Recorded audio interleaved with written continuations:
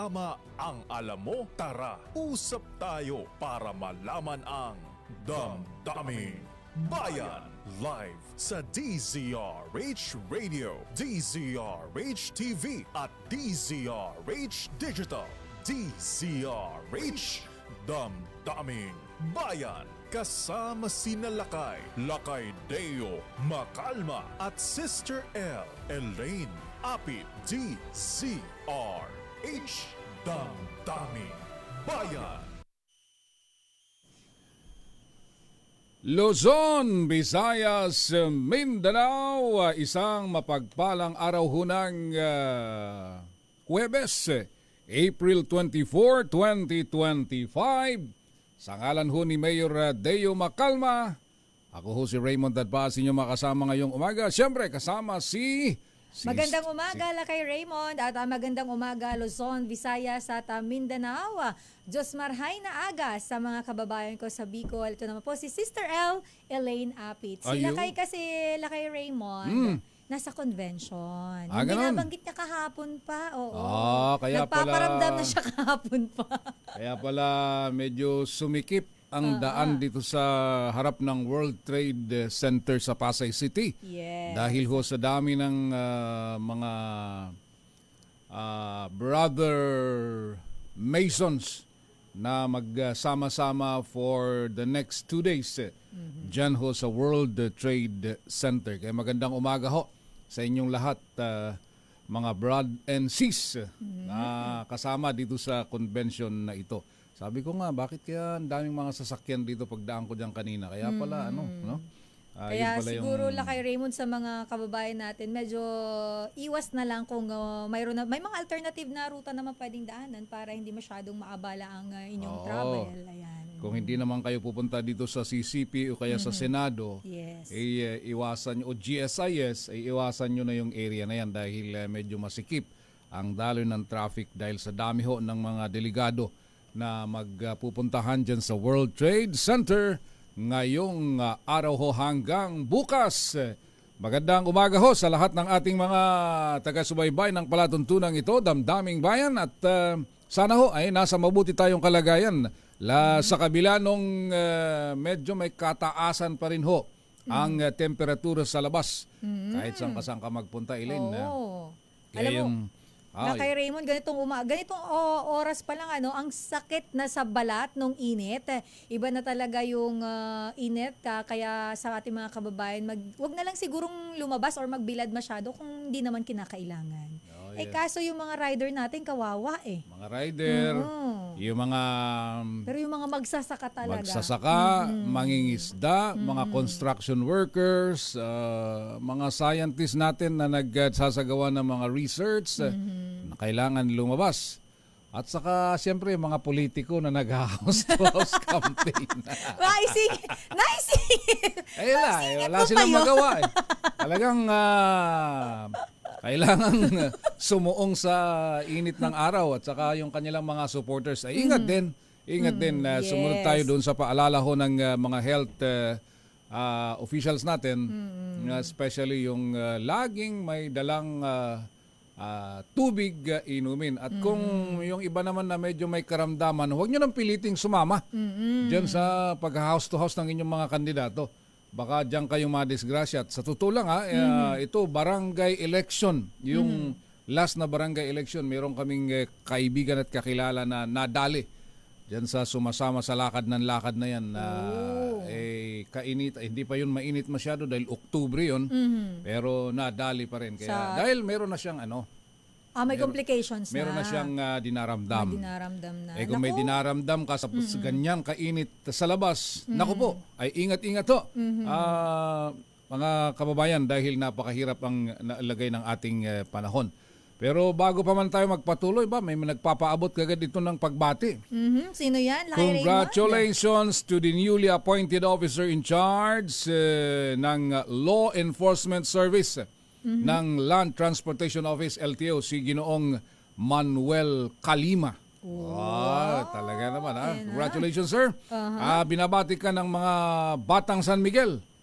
Puro general ito Major General Charles Calima, Kapatid kaya niya ito. Si Police Brigadier General James Brillantes, General Frank Mabanag. Aba, nasa San Miguel din pala si General Mabanag. General Romeo Ver. Ito sa AFP ito. At saka si Colonel Edward Chan. Yan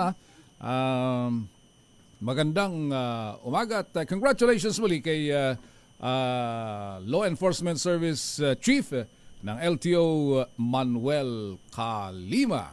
Yan.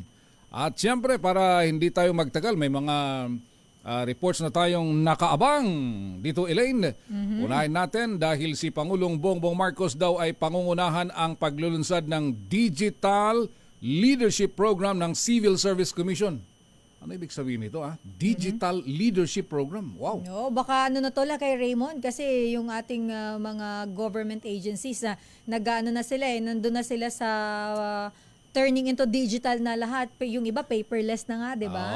Yan ang dapat natin pero huwag naman diretso sa AI. May AI data center na tayo dito sa Pilipinas, kay Raymond. Oo nga, ayan. Alamin natin kung saan ito gagawin at kung paano ito may patutupad at makatutulong sa pamahalaan. Ang detalye ng balitan yan mula kay Let Narciso. Let, magandang umaga. Good morning, Lakay Raymond, Sister L. Gaganapin ngayon sa Malacanang ang ceremonial presentation ng nilagdaang Memorandum of Agreement para sa Philippine Civil Service Digital Leadership Program.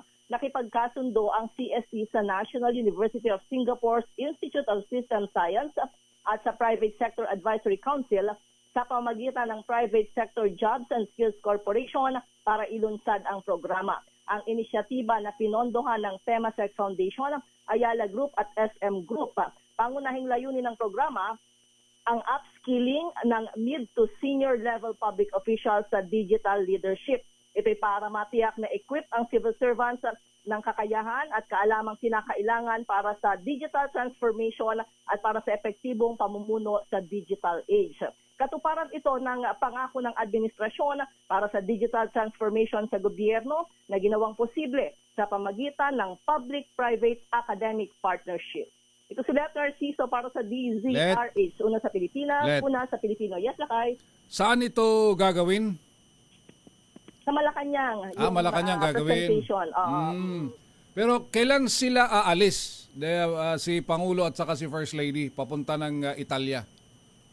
Oo, inaabangan pa namin yung detalye niyan, Lakay Raymond, dahil ang impormasyon pa lang talaga na ibinahagi ng palasyo ay dadalo sa funeral ni Pope Francis ang first couple. Ayun, okay. So medyo mahaba-haba din kasi yung biyahe siguro. Anyway, sige, salamat Miss Let.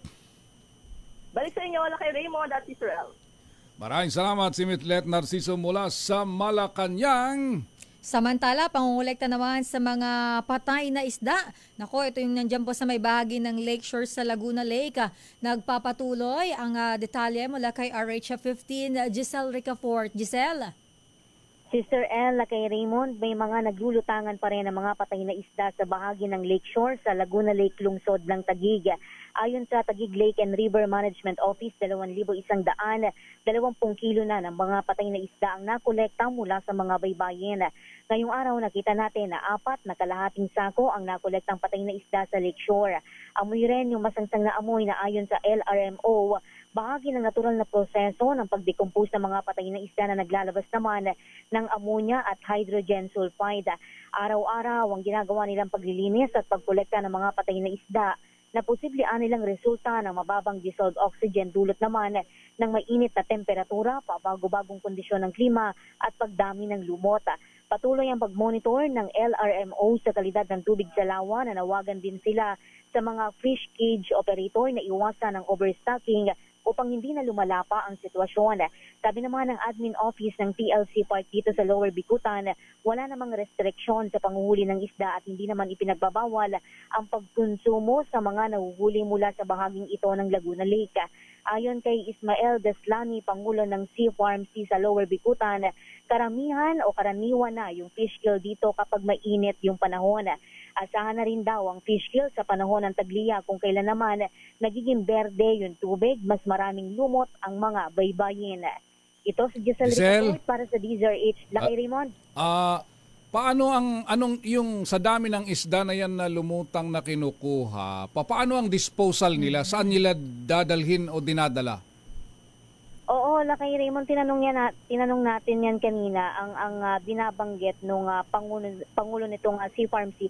Meron dito sa bahagi ng lakeshore, may pinagdadalhan sila noong mga nahuhuli nilang isda para doon sama-sama na i-decompose yung mga napatay na isda, Lakay Raymond. Oo, para so hindi talaga hindi nila hinahayaan talaga, Lakay Raymond, na nasa gilid lang, nag-iipon-ipon.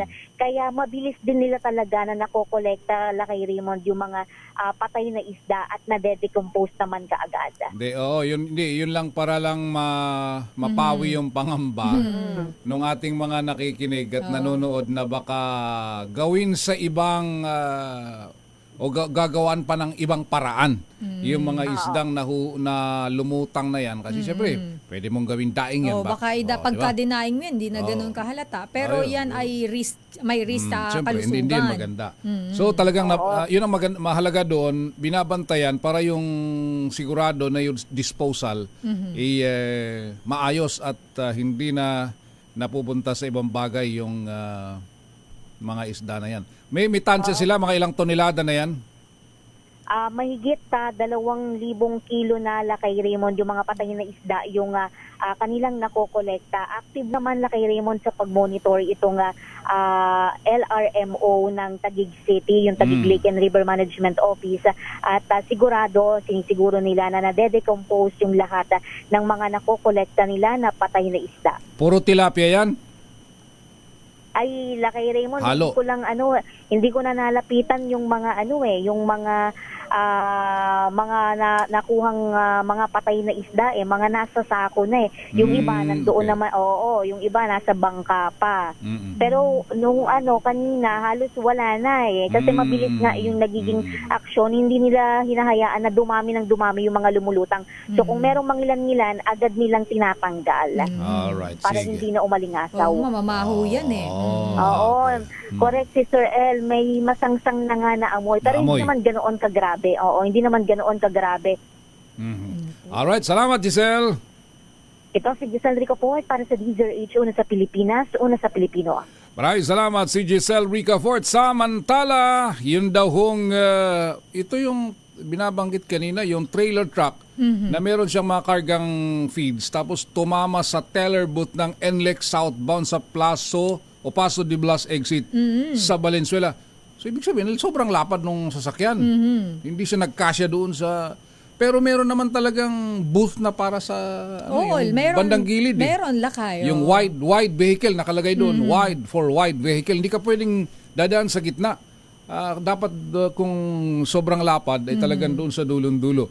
Alamin natin ang detalye na yan. At kung natanggal na ba ito mula kay Edwin Duque. Edwin? Kuya Raymond, inumpirma kayo ni Ginoong Ruben Ignacio Espoperso ng North Luzon Expressway na walang nasaktan doon sa mga tauhan ng NLEX trailer boat na sa ginito ng isang trailer truck na may plakang November Eco Papa 6009. Ayun, nabola. Puro ito ng feeds nang ito ay dumaan sa Paso de Blas exit dito sa Valenzuela City.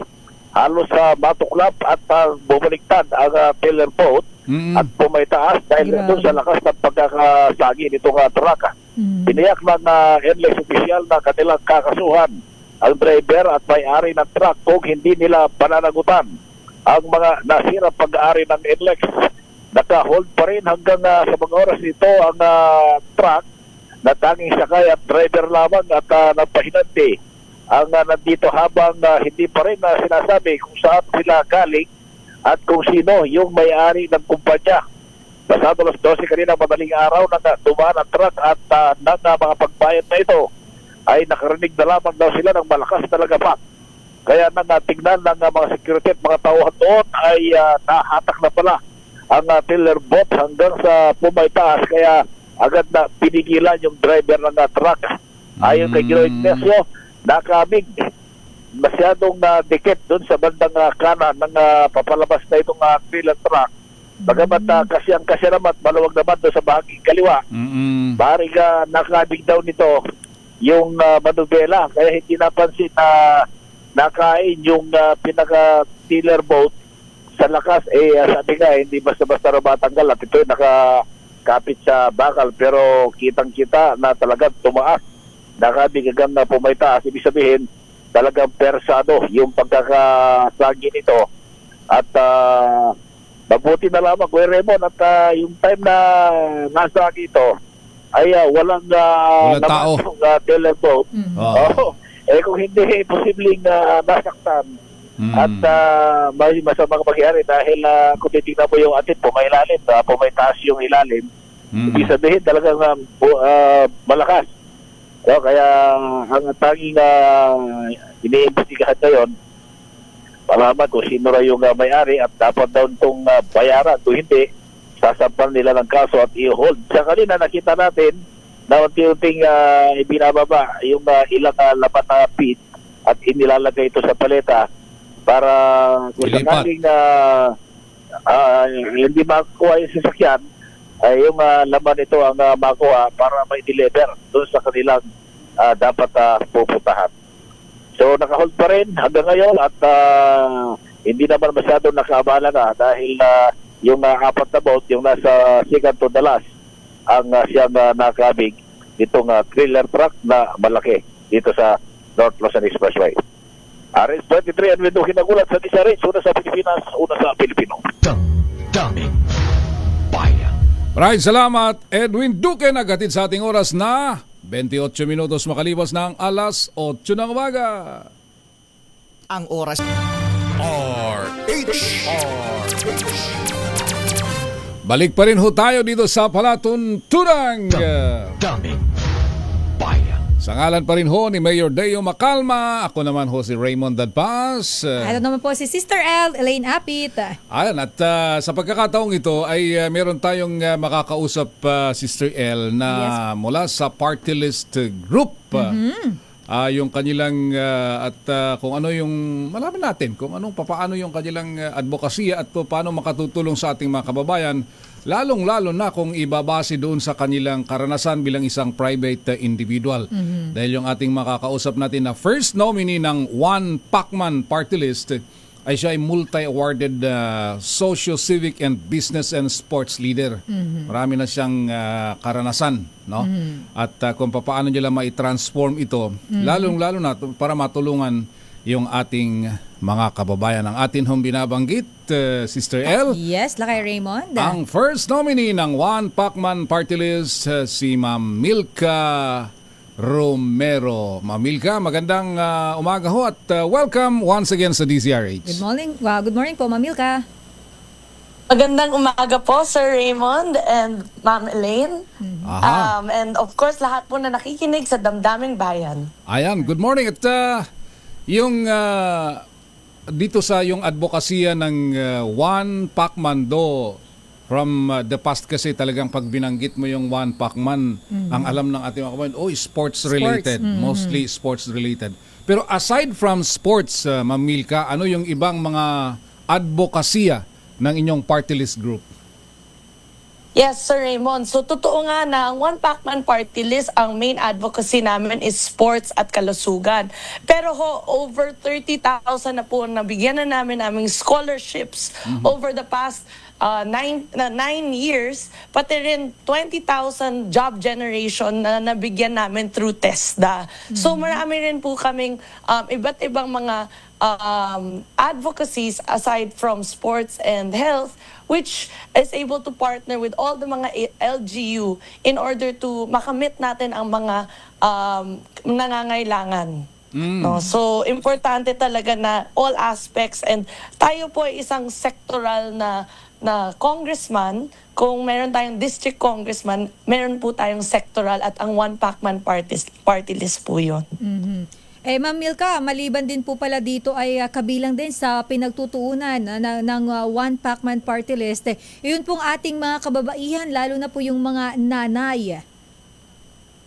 Opo, Ma'am Elaine. So, importante po talaga na ang ating mga nanay, alam niyo ho, umiikot na po tayo sa buong Pilipinas at nakikita ko po na sobrang active ang ating mga women leaders. Hindi lang during the month of March, which was Women's Month, pero every day na I meet different women from different regions na sila talagang hindi lang ilaw ng tahanan, pero ilaw rin ng ating komunidad. So, importante to empower our women, to give them more scholarships, jobs, and of course, more seminars and training. Yung isa sa labanan ngayon, Ma'am Milka, alam naman natin na kailangan talaga yung mga ads, especially hindi lang dito sa mainstream media, pati sa social media, napakalakas ngayon ng epekto nito sa ating mga kababayan.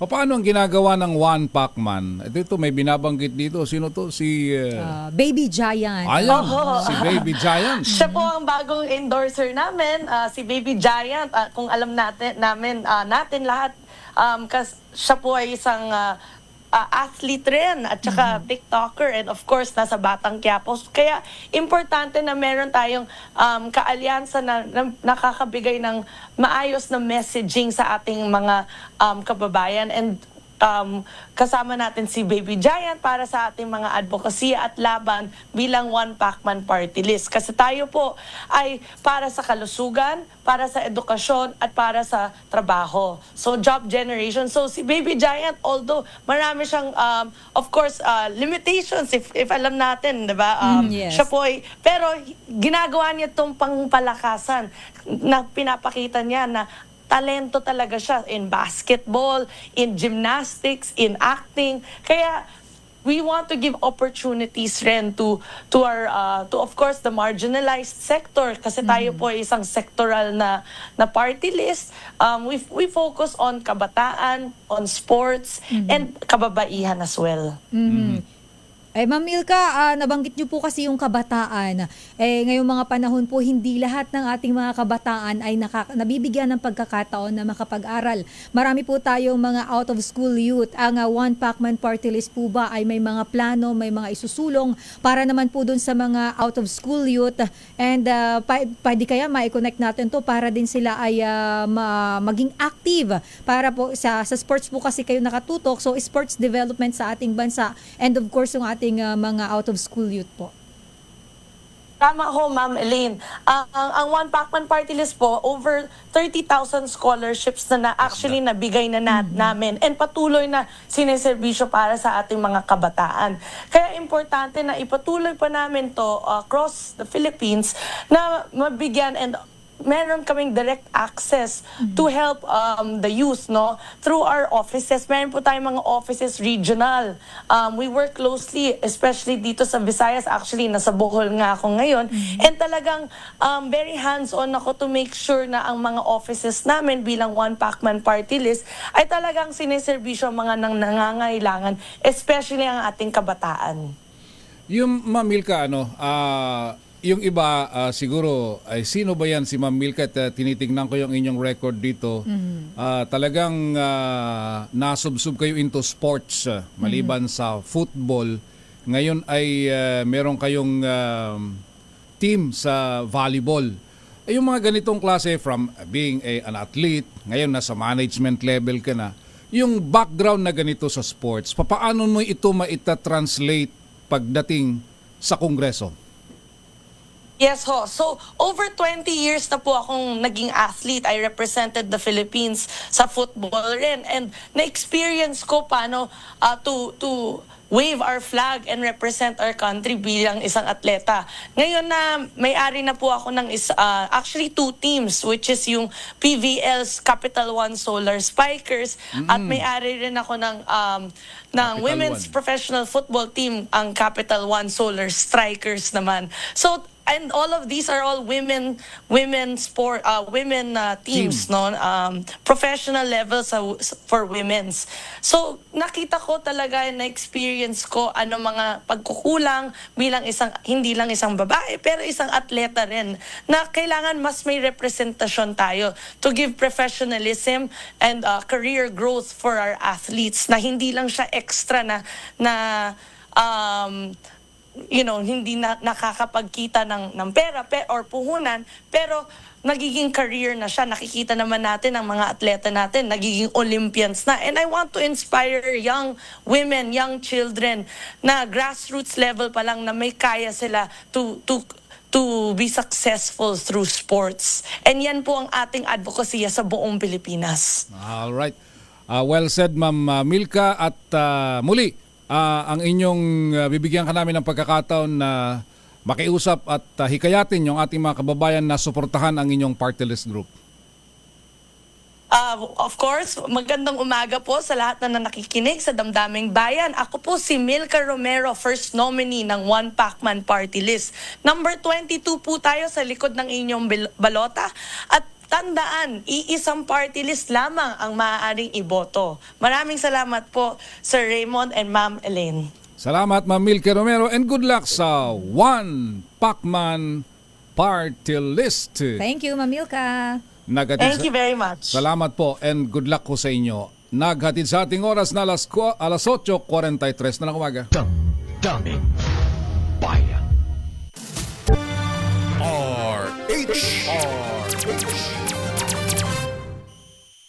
Balik ho tayo sa ating palatuntunang Damdaming Bayan. Alas 8:51 na ho ng umaga. Sa ngalan pa rin ho ni Mayor Deo Macalma, kasama nyo sa programang Damdaming Bayan, si Raymond Dadpas. Ito pa rin po si Sister L, Elaine Apit. Ayan, at sa bahaging ito ng palatuntunang Damdaming Bayan, doon tayo sa segment na nakikipagpanayam doon ho sa mga nagnanais na magsilbi sa bayan. Ito yung mga sa national level, siyempre sa mga senatorial candidates and sa party list groups. Bakit ikaw? The DZRH Job Interview for 2025 Midterm Elections. Ang bahaging ito ng Damdaming Bayan, tinawag na Bakit Ikaw? Parang ito yung ating pakikipanayam doon sa mga nag-a-apply ng trabaho sa gobyerno. Yes. Siyempre, and mostly, magiging miyembro ho ng ating Kongreso. Ang grupong ating makakapanayam ngayon ay, ito, mga paging, mga healthcare workers. Allied, ano man ang inyong mga trabaho na may kaugnayan sa kalusugan, doktor, nurse, midwife, ano pa yung iba? Medical technologist, lahat ho, nursing assistant o ano man yan, basta allied sa kalusugan, ay narito sa ating himpilan ngayon ang Health Workers Party List. At ang maririnig niyong boses ay pamilyar na sa mga nakaraan. Dahil kabilang ito sa mga lumalaban para sa kabutihan ng ating mga nasa larangan ng kalusugan, ating mga health workers. Dati ay nasa lansangan, gusto niyang maging bahagi ng Kongreso. Ang aking binabanggit, Sister L, ang first nominee ng Health Workers Party List ay si Ginoong Robert Mendoza. Good morning, Ka Robert, at welcome sa DZRH. Morning. Good morning, Sir Raymond. Good morning, Sister L. At maraming salamat sa pag-imbita niyo po sa amin dito sa inyong studio para makapanayam po. Bigyan nyo kami ng background.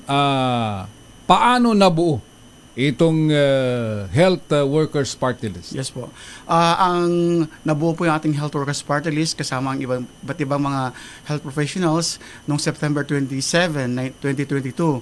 Kaya during the time ng pandemya, lalo na sa pandemya, nakita natin ang totoong sitwasyon ng mga health workers at ng mamamayan. Kaya nagsumikap tayo na buuin para magkaroon ng totoong boses sa Kongreso yung ating Health Workers Party List at ng mamamayan. Kasi nakita rin natin na kahit mayroon tayong mga health professionals na nasa kongreso pero hindi naman talaga ang focus nila is about the health, yung kalusugan ng mamamayan. Kaya tuloy-tuloy ang ating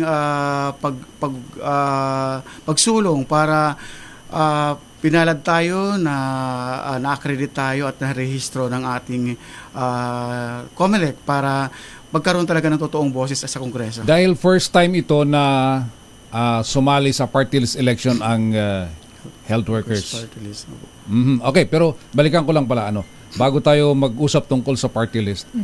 Sino si Robert Mendoza? Yeah. Ako po si Robert Mendoza, isang midwife at pang-unang nominado sa ating Health Workers Party List at napatunayan na rin natin na batay sa ating mga different organizations na nanggaling tayo, may naisulong natin yung, lalong-lalo na sa panahon ng pandemya, ay naisulong natin yung safety, protection at welfare ng mga health workers. Sa panguna ng ating mga organizations, so yung naisulong natin yung ating health emergency allowance during that time.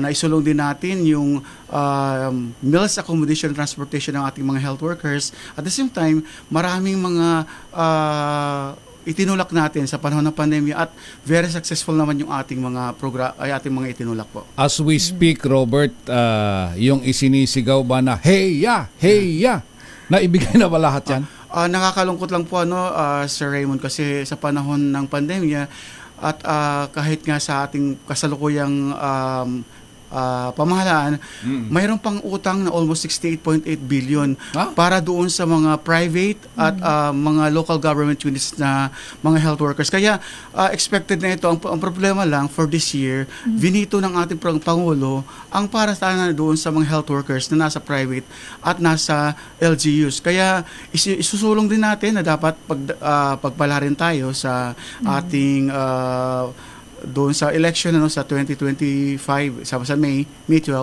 So isusulong natin na dapat maibigay talaga ito ng sa ating mga health workers from the private at saka LGUs po. Yung 68B na sinasabi nyo, less na dito yung dati na na-approve na 24 billion? Yes po. At nag-promise nga si Pangulong BBM sa panahon ng kanyang SONA na talagang totally ibibigay na ito sa mga health workers. Sa problema lang, for budget for 2025, hindi ito binito niya. So wala talagang nare-receive yung ating mga health workers from the private sector at saka sa LGUs.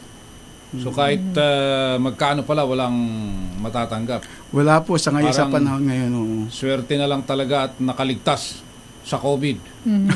Opo. At the same time, yung mga isinulong natin na budget for HEA doon sa mga health workers under the DOH retained hospitals ay naibigay na po. Lahat ng ating DOH retained hospital na isinulong natin ay naibigay na po. Pero ang problema, marami pang nasa private hospitals ng mga health workers at mga LGUs ang hindi nabibigyan. Kaya nakakalungkot kasi expected na ng mga health workers na within the year maibigay na talaga sa kanila kasi naipangutang na yun ng ating mga health workers para kasi may na-expect sila na may matutugunan, may darating talaga na benepisyo para sa kanila.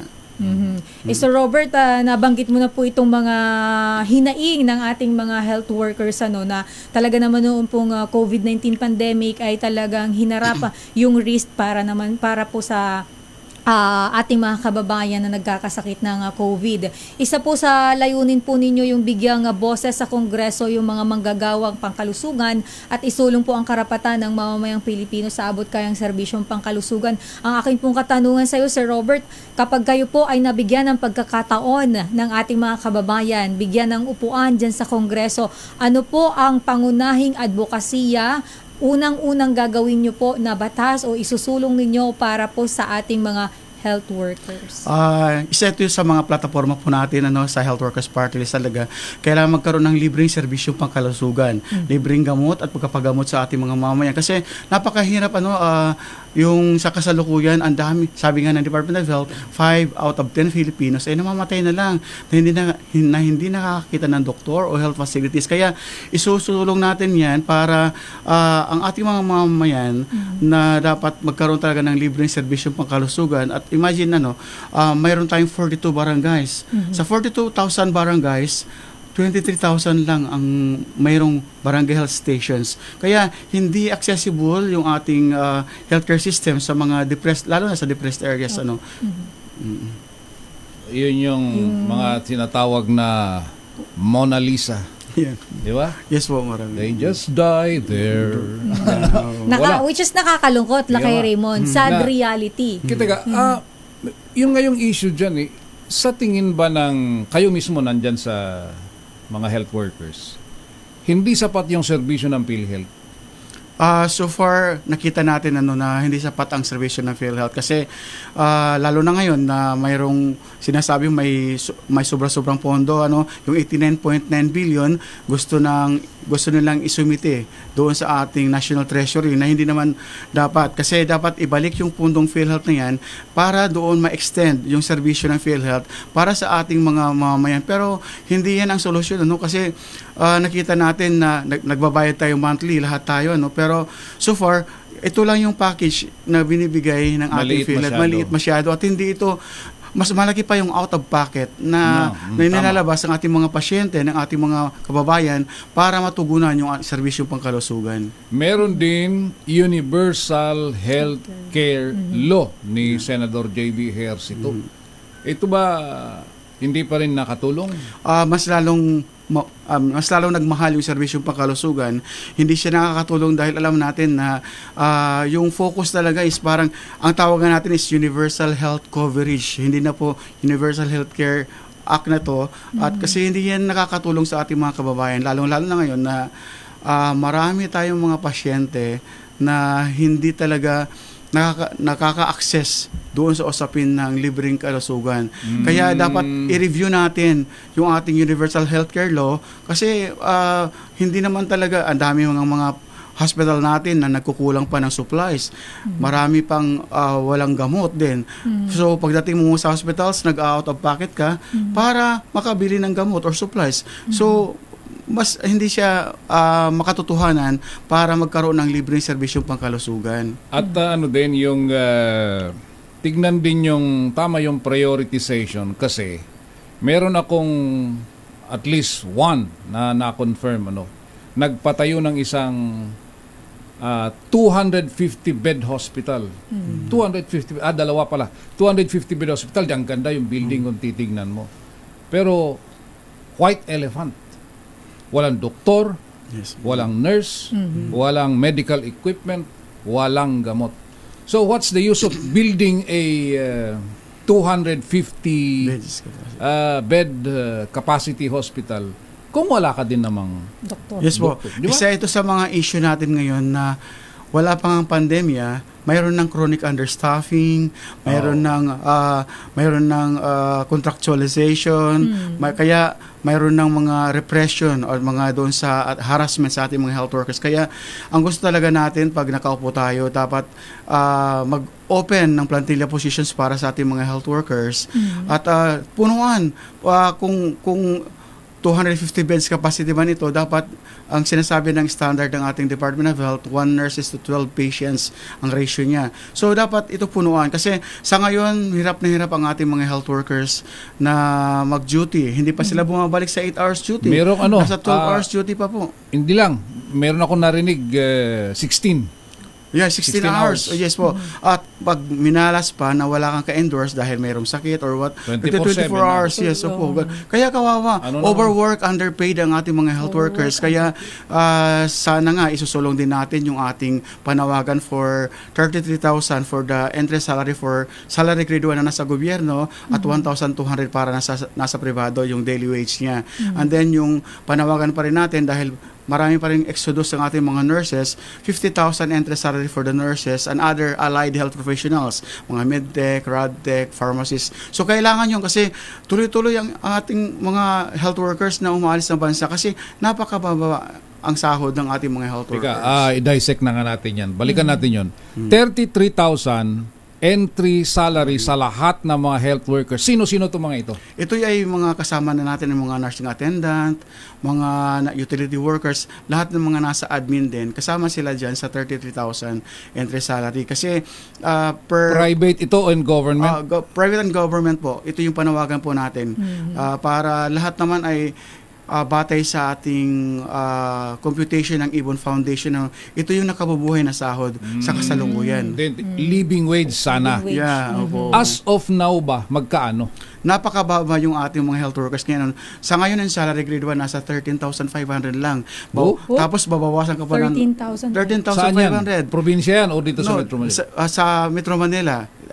Kasama yung mas mababa pa sa probinsya. Mas mababa sa probinsya kasi mayroong local government code na kung ano man ang sahod mo sa national, ito yun, nakabatay sa class municipality.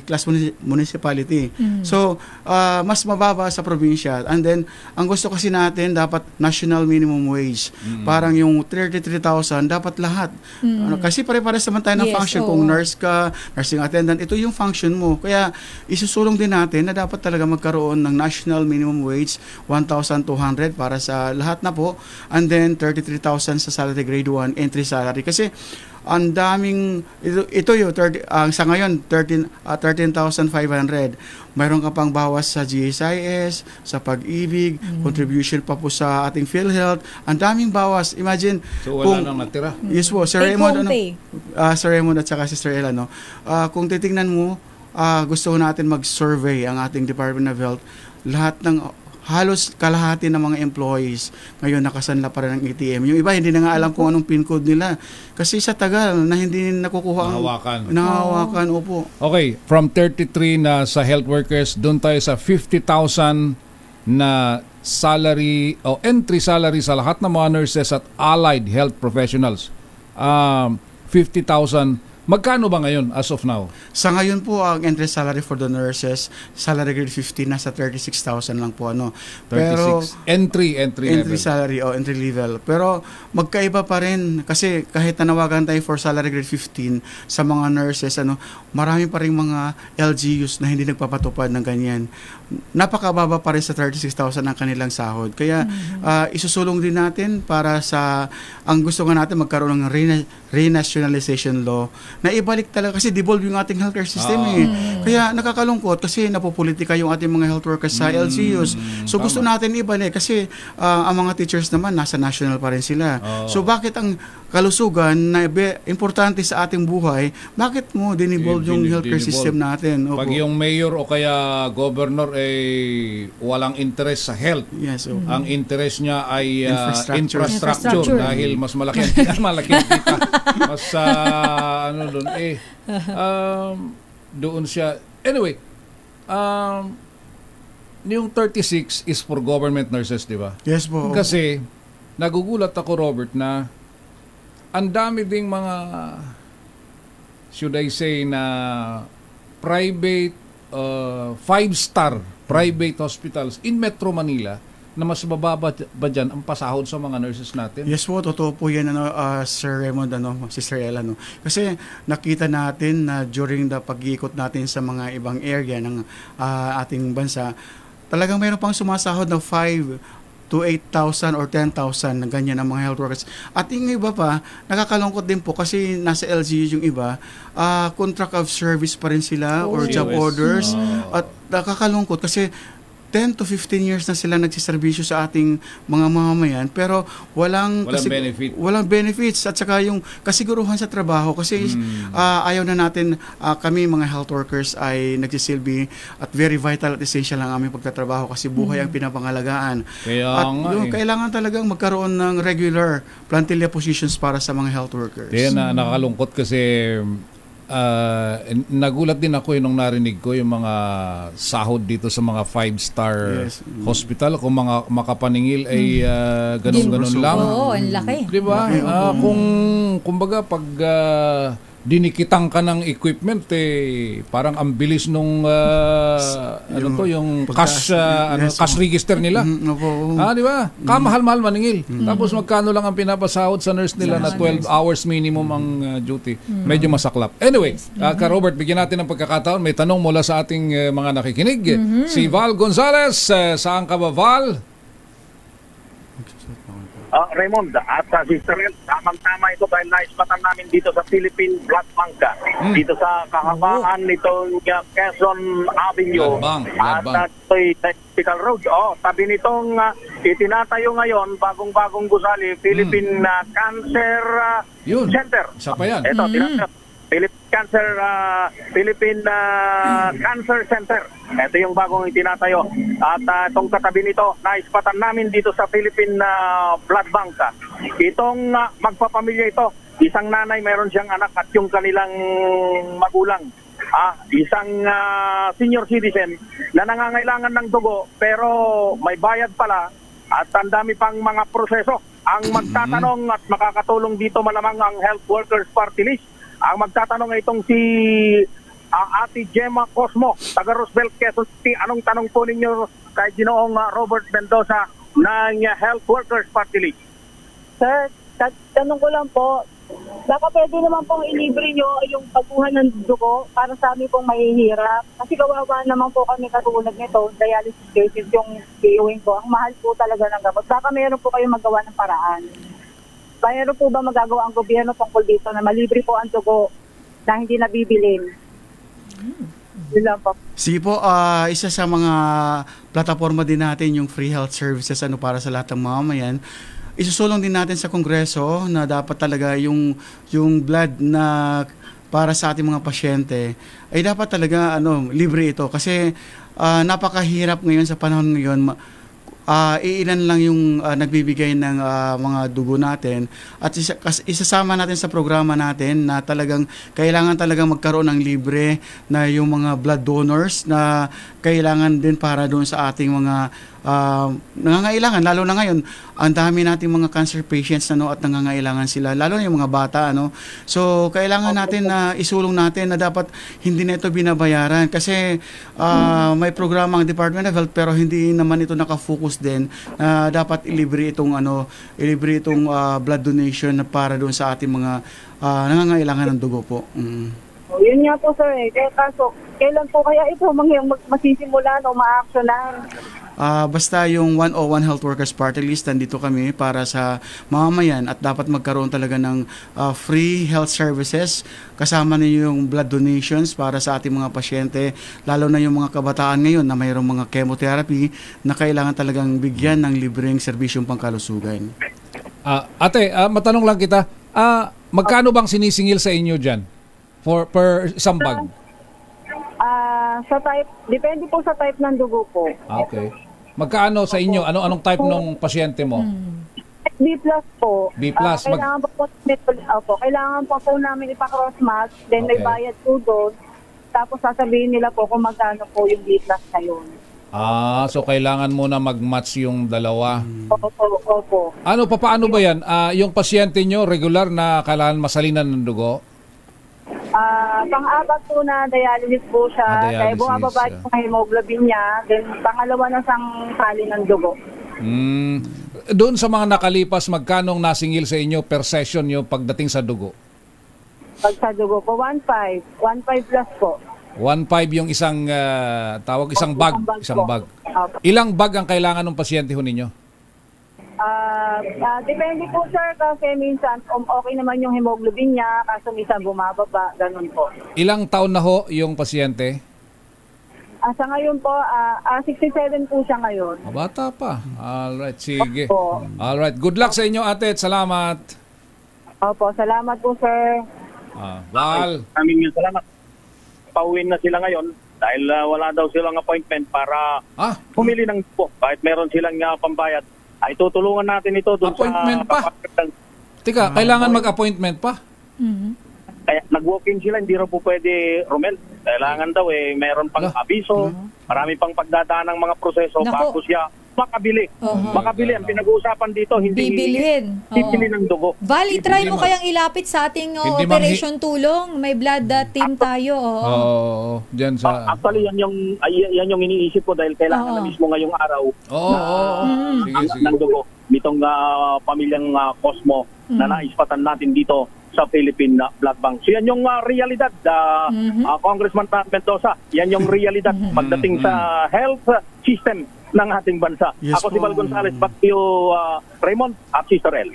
Salamat, Val Gonzales mula dyan sa Quezon City. So, Kong Robert, kita mo naman.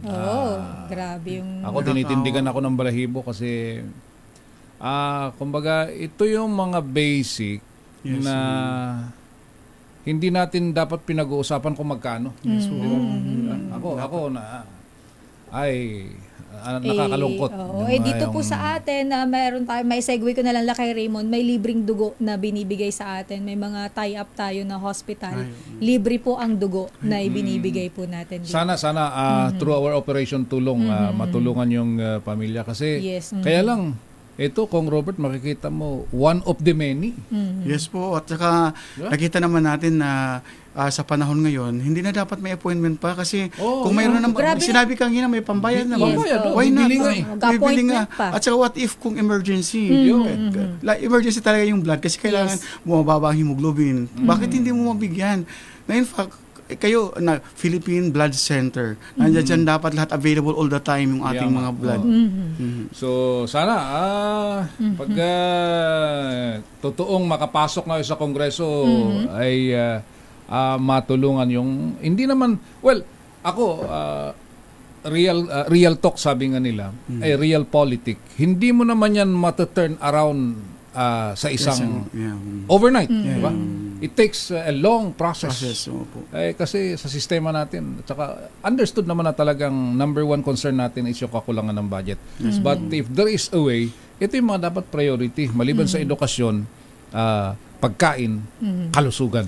Di ba? Yes po. At saka isinusulong natin yung recommendation ng ating World Health Organization na 5% of the gross domestic product dapat ibigay talaga ng ating gobyerno. Imagine, for this year, napakababa ang ating budget pangkalusugan kumpara sa last year po.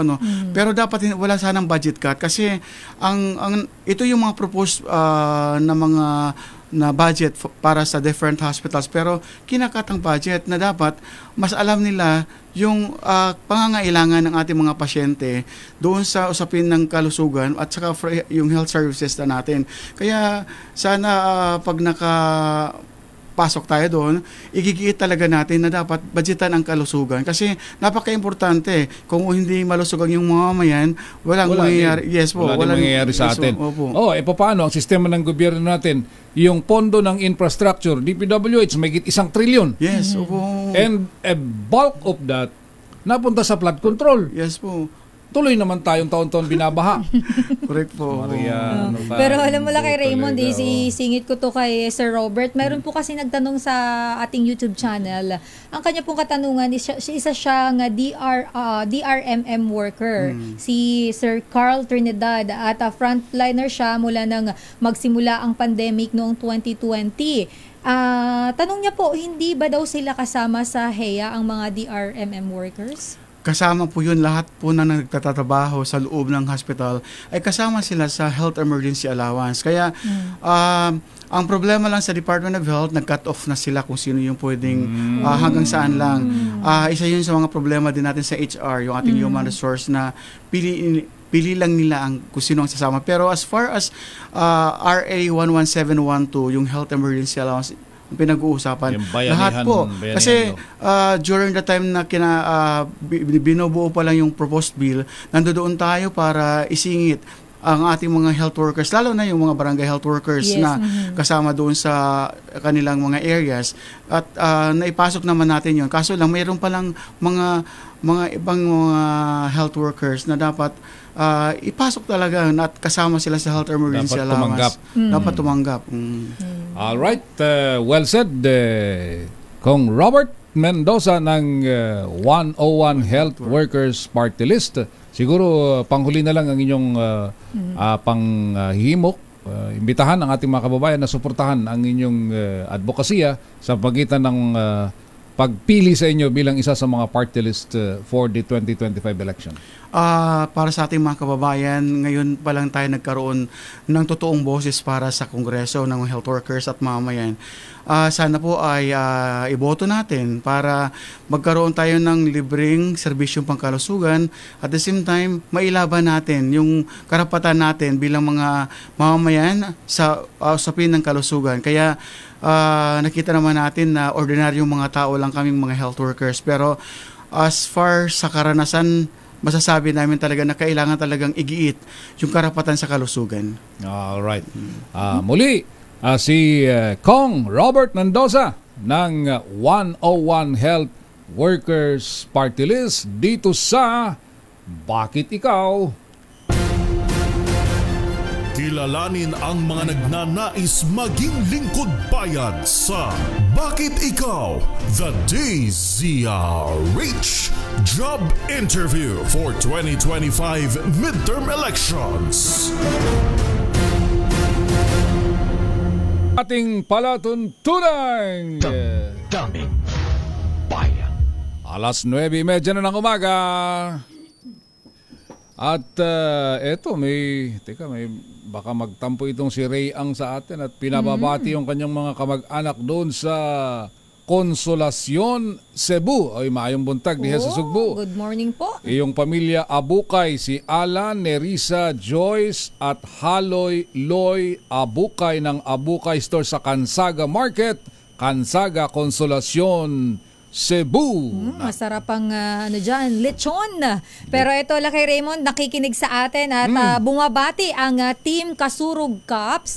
Dyan to sa Bicol Region, kay former Chief PNP Police General Rodolfo June Azurin Jr. ng birthday, Lakay. Birthday ngayon ni Sir June Azurin. Yes, at bumabati, of course, ang Regional Director ng PNP Region 5, si Police Brigadier General Andre Dizon. Ay, marhay na aga sa Indogabos. Marhay na aga, Jen, sa mga taga-PNP Kasurug Cups. And of course, ito naman si Attorney Pilaes, ang sabi niya, sila kay daw ay nasa annual communication. Mga brothers sa mga Masons. Until Saturday pala to.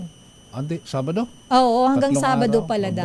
Ancom ang tawag nila yes, dyan. Annual communication. Ayun, kaya nandito ho sila sa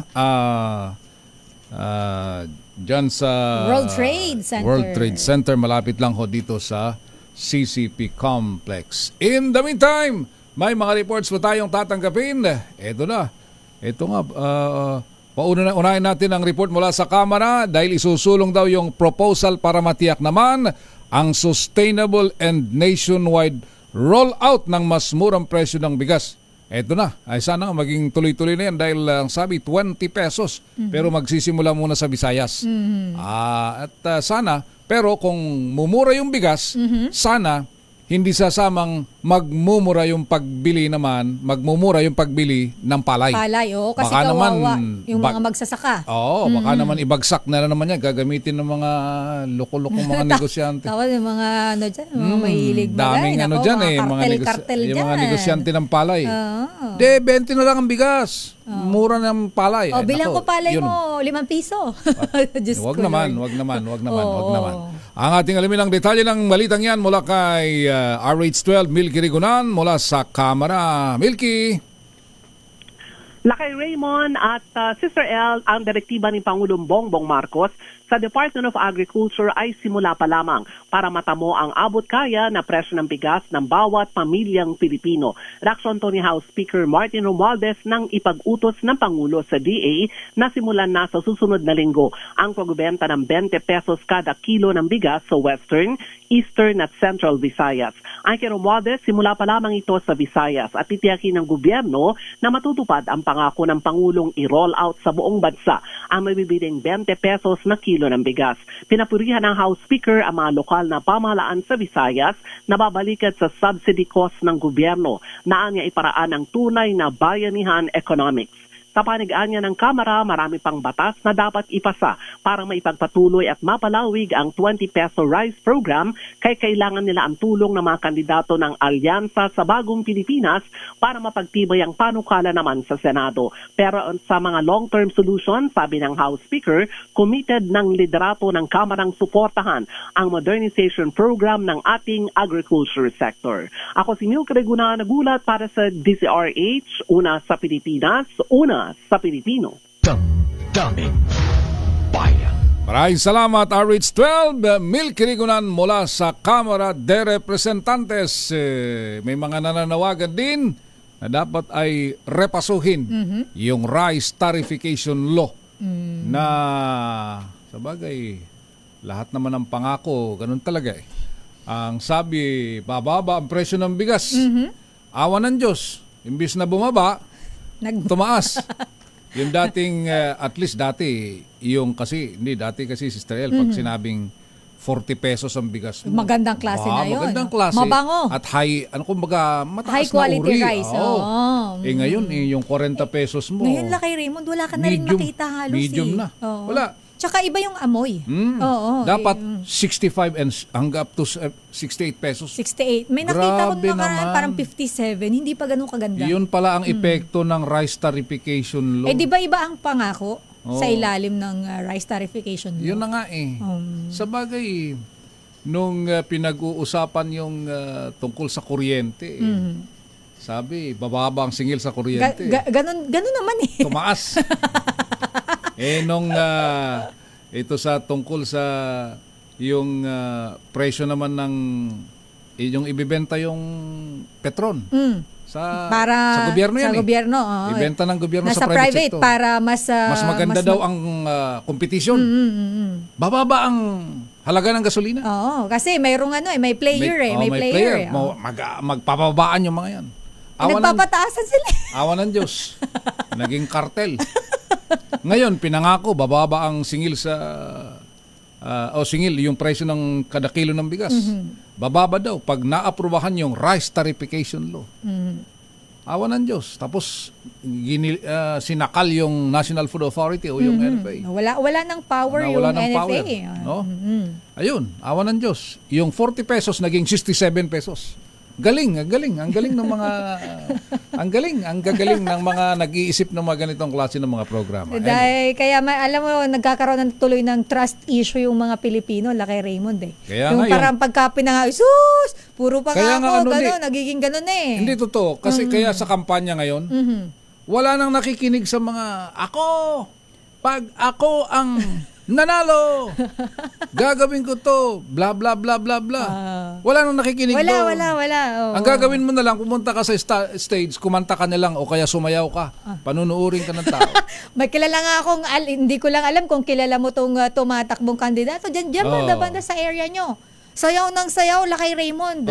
At least. Kilala mo ba to? Nagmamiyaw-miyaw. Naku po. Ayun, hindi, pero yun ang gusto na ng tao. Ayaw nang makinig doon sa mga mumura ang bigas. Narinig na namin yan. Tataas ang sweldo. Naman. May gas-gas na raw kasi Lakay Raymond.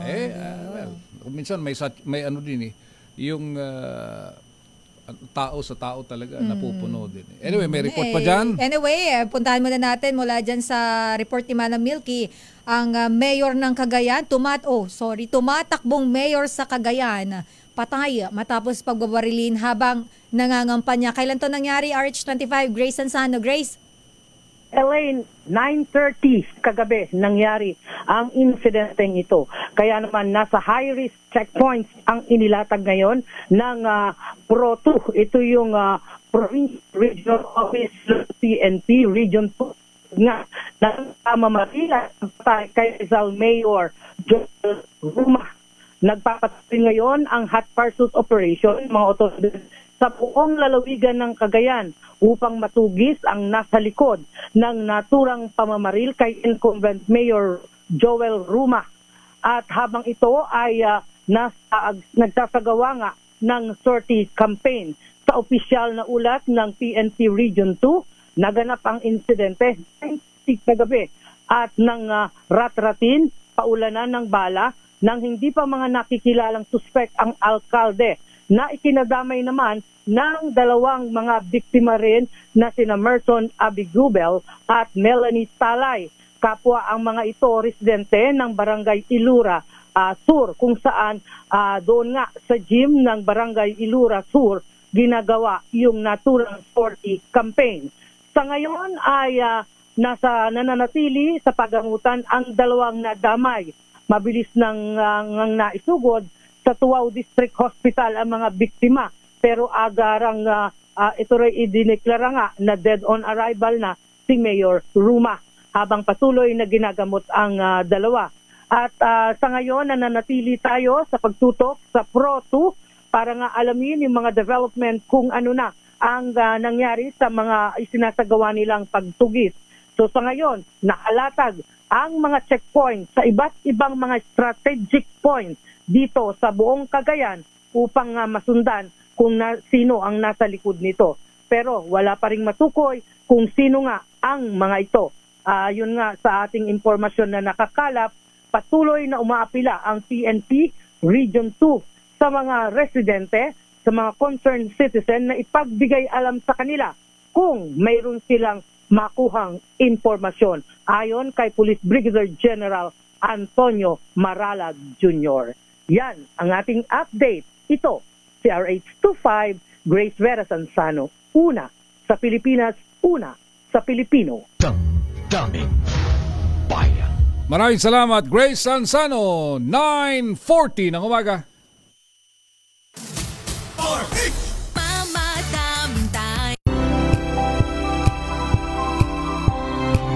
Hello, Washi! Laundry day na naman! Yay! Anong meron? Mancha ng chocolate, putik, may libag pa! Kaya natin yan!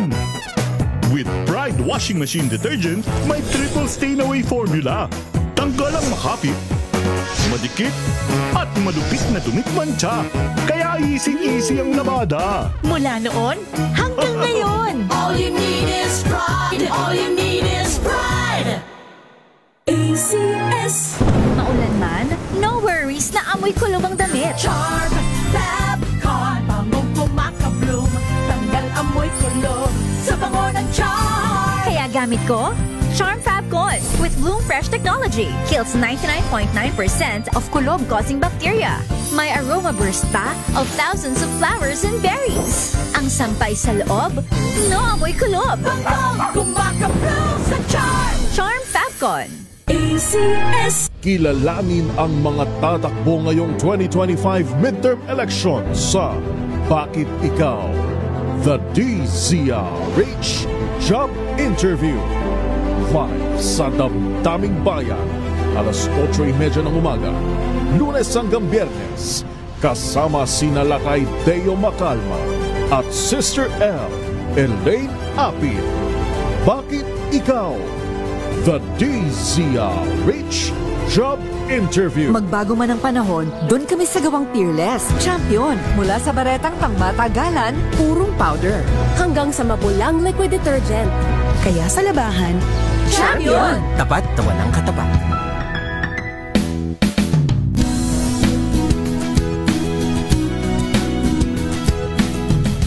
Magbago man ang panahon, doon kami sa gawang Peerless. Champion. Mula sa baretang pangmatagalan, purong powder. Hanggang sa mapulang liquid detergent. Kaya sa labahan, Champion! Tapat na walang katapat.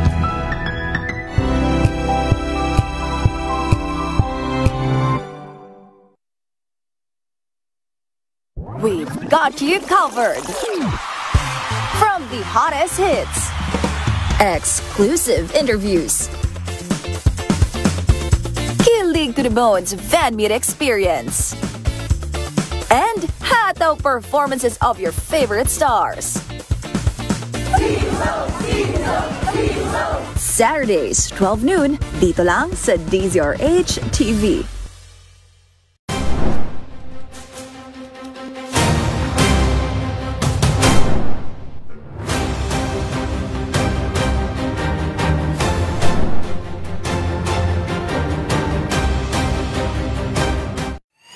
Mga balitang gigising sa inyong umaga. Mga balitang kailangan mong malaman. Mapapakinggan sa ACS Balita sa 2x2. Kasama sina Anthony Taberna at Jerry Baha. Lunes hanggang Biyernes.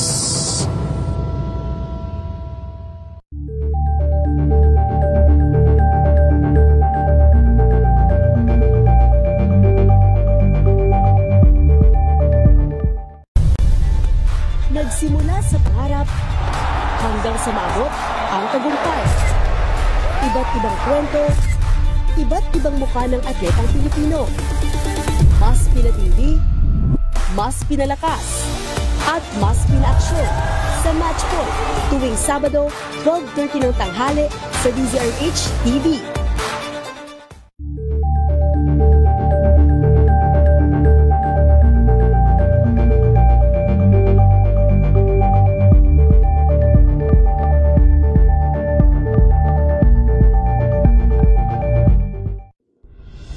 Tuloy-tuloy ang pagtulong, tuloy-tuloy ang pagseserbisyo, at tuloy-tuloy ang balitaan. Ang oras, 9:44 ng umaga. Daming bayan. Meron ba tayong mga reports na tatanggapin? Ito, unahin natin yung report mula kay Boy Gonzales sa Maynila. Dahil daw yung panuntunan sa coverage ng media sa korte, abay inilatag ng Korte Suprema. Abay pinayagan na ba? Dati kasi bawal mag-live coverage dyan. Pwede kang makinig lang at mag-report. Pero yung kukunin mo yung live audio, pinagbabawal yan. Boy Gonzales mula sa Maynila. Kuya Boy! Lakay Raymond, Sister L, naglatag na nga ng panuntunan ng Supreme Court patungkol sa court reporting na media sa katapos na 2025 Media Summit sa Baguio City. Sa 43 ng draft ng guidelines ng court reporting, ay inilatag ni Supreme Court spokesperson Atty. Camille Ting sa katapos na Media Summit 2025 sa Baguio na diniluhan ng mga mamayag mula sa iba't ibang entity gaya ng radio, television, broadsheet, tabloid at online network na nagko-cover sa sangay ng hudikatura. Ayon sa draft guidelines, nakasaad ang mga limitasyon at proper decorum sa pagko-cover ng mga mamayag sa mga aktibidad ng korte gaya ng press conference, paglalabas ng mga desisyon, circular at iba pa mga kautusan ng Supreme Court. Ilan sa guidelines ang coverage sa proceeding gaya ng restriction and reporting protocols, pagkilala sa mga official sources ng impormasyon o mga balita. Nakasad din sa draft guidelines ang karapatan ng Korte Suprema na gumawa ng aksyon laban sa isang media practitioner o organisasyon na lalabag sa mga naturang panuntunan. Ito si Boy Gonzales para sa DZRH, una sa Pilipinas, una sa Pilipino. Kuya Boy! Yes? Nasa Camp Janhay ka ba? Yes, Raymond. Nasa Camp Janhay ka? Sa may Camp Janhay. Ba? Nandiyan ka pala, Boy? Di ka umiimik dyan. Dito ginawa yung dito ginagawa. Maghapon kaming nakinig ng media summit at kabila sa mga resource person na speaker, si Justice Maidas Marquez, Senior Assistant Justice Marvic Lunen, at iba pang justice, at bago magsimula ay dumalo rin si Chief Justice Alexander Gasmundo. Ilang kayong media na kasama dyan sa summit? Yung Jukra at saka juror, mga membro, Raymond, nung Justice alam ko, matagal ka rin dito nag-cover, ay sila, pero karamihan ay mga bago na. Ayo, siyempre. Bago na. At, ikaw na lang ang ikaw na lang luma dyan. Gamang ganun. Bago pa rin yan. Ay, bago pa rin ba? Bagong akyat sa Camp Janhay. Raymond, paano nga banggit ni Justice Maidas Marquez? Masyado ako na insulto. Alam mo bakit? Ang sabi niya, nagsimula sa Supreme Court 2006. Bata pa lang daw siya nakikinig na sa akin. Hindi niya alam na bata ka pa rin naman, di ba? Boy ka nga naman si Justice. Sabi niya hanggang ngayon bata pa rin. Oo naman. Ang pangalan ko. Tapos maraming mga napakinggan kami sa mga paliwanag ng mga speaker, lalo na si Senior Assistant Justice Marvic Lunen, lalo na yung mga tungkol ngayon sa mga artificial intelligence na ginagamit ngayon. Kaya sa mga darating na araw, may mga magagandang balita rin na ilalabas ang Korte Suprema. Ayan, maraming salamat, boy. Ingat kayo sa pagbalik. Balik sa inyo, Raymond at Sister L. Thank you, Boy Gonzales. Samantala, mula dyan sa Baguio, ang Philippine National Police naman, hinuhubaran na raw ng maskara ang nasa likod ng fake news sa kidnapping ng high-profile Chinese. RH52 Edniel Parosa sa detalye. Edniel? Nagyunsod na Lakay Raymond at Sister L ng investigasyon ng Biroong Joint Anti-Fake News Action Committee o JAFNAC ng Philippine National Police para tukuyin ang mga kasalikod ng di umano'y peking balita ng pagdukot sa ilang negosyanteng Chinese. Ayon sa PNP, katawan ng JAFNAC ng Anti-Cybercrime Group o ACG, pagpapanagot sa mga responsable sa walang pasiyang impormasyon na nagdudulot kasi umano ng takot at pagkalito sa publiko ay naturang mga fake news na kumakalat din sa social media. Babalik PNP Chief Police General Romel Francisco Marbil, gagamitin ang hanay ang lahat ng legal na pang upang maparusahan ng mga may sala. Hindi naman tinukoy ng Public Information Office ng PNP kung ano-anong issue ng kidnapping ang tinuturing nilang peking balita. Kamakailan lamang narasto ng pulisya ang 3 suspect sa pagpatay sa isang Filipino-Chinese steel magnet. Habang inaayos pa ng hanay ang isang pangkaso maging sa posibleng mastermind sa krimen na target buuin ngayong linggo. Bukod sa kaso ng malaking negosyanteng napakit, isang insidente rin ng kidnapping ang nasolusyonan nitong Abril 22 nang mahuli ng PNP ang isang Taiwanese at isang Pinoy na suspect sa pagdukot naman sa isang Chinese national sa lungsod ng Maynila. Ito si Edniel Parrosa, nag-uulat para sa DZRH. Una sa Pilipinas, una sa Pilipino. Thank you, RH52 Edniel Parrosa. Samantala sa ibang balita naman, nagsagawa ng 4 na malalaking campaign events ang mga senatorial candidates ng Alyansa para sa Bagong Pilipinas sa Pampanga. Kabilang dito si health advocate at veteranang mambabatas na si Senadora Pia Cayetano. Sa kampanya, nagkaroon ng pagkakataon ang mga Kapampangan na mas makilala ng mabuti ang mga kandidato ng Alyansa, lalo na si Senator Pia, gaya na lamang ng kanyang pagiging subok sa serbisyo sa loob ng higit 2 dekada. Pati na rin ang utak at puso ng senadora sa paglilingkod at paggawa ng batas, lalo na para sa mga kababaihan at mga sektor na mahina ang boses sa lipunan. Ang oras natin, 9 na minuto bago ho mag-alas 10 ng umaga. Daming bayan. Meron pang business. Sa ating balitang negosyo, bago tayo magpaalam, Captain Stanley Nang papalitan daw bilang presidente ng Philippine Airlines. Aba, sino kaya papalit? Sinong papalit? At ano ang dahilan? Bakit papalitan? Kung bakit? Alamin natin lang kay Raymond sa report ni Sofia Gans. Sofia? Magtatalaga ng bagong president ang Philippine Airlines para palitan si Captain Stanley Nang. Nakatakdang pumalit sa pwesto si Richard Nuttall, isang British national at airline industry executive na mayroong higit 30 taon na experience sa iba't ibang airlines. Bago ang kanyang appointment, nagsilbing Chief Executive Officer si Nuttall ng Sri Lankan Airlines at naging Executive Board Member ng SkyTeam Alliance na bukod pa sa kanyang leadership stint sa Asia, Africa at Europe. Tatanggapin ni Nuttall ang kanyang posisyon sa May 29, 2025 at direktang magre-report kay Chairman at Chief Executive Officer Lucio Tan at PAL Holdings President at Chief Operating Officer Lucio Tan III. Samantala, itatalaga naman bilang Vice President ng PAL Holdings at miyembro ng Board of Directors si Captain Nang, kung saan inaasahan siyang magbigay ng strategic direction at oversight. Inununsyo rin ng PAL ang appointment ni Carlos Luis Fernandez bilang Executive Vice President at Chief Operating Officer na magsisimula rin sa May 29, 2025. Samantala, nagsara ang palitan ng piso kontra dolyar kahapon sa halagang 56.545 pesos kada US dollar. At iyan ang ating balita sa mundo ng negosyo. Your business is our business. Ito si Sofia Gans para sa DZRH, una sa Pilipinas, una sa Pilipino.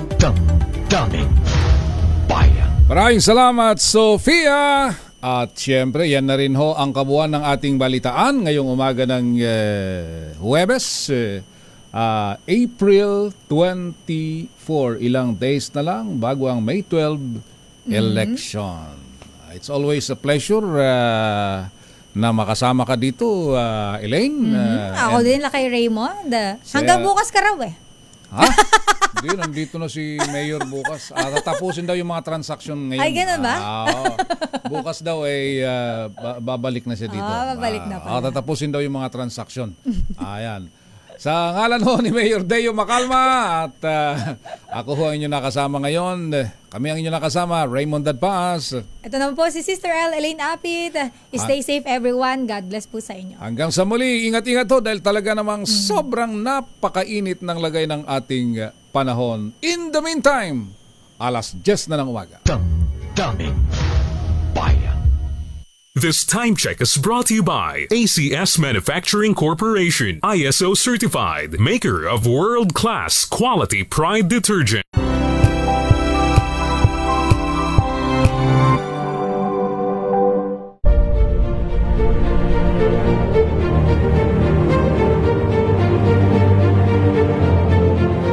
Sa ika-85 taon ng kauna-unahang radyo sa Pilipinas, DZRH. Sama-sama tayo. Isang bansa, isang radyo, iisang hangat na mapabuti ang bawat Pilipino. Sa pagdiriwa ng ika-85 taon ng DZRH. Sama-sama tayo. Una sa Pilipinas, una sa Pilipino. Serbisyong tapat sa'yo, DZRH.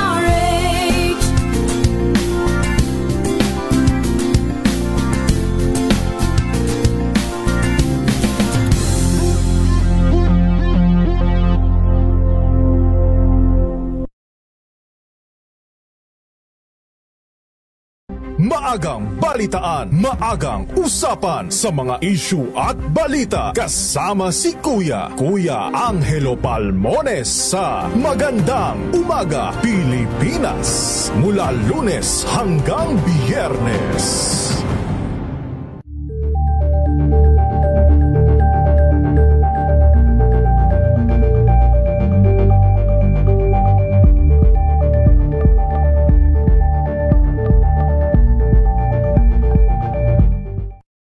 Balang Anthony Taberna at Jerry Baha ang gigising sa inyong umaga dahil lalatay ang humahagupit na diskusyon at komentaryo Lunes hanggang Biyernes sa 2x2.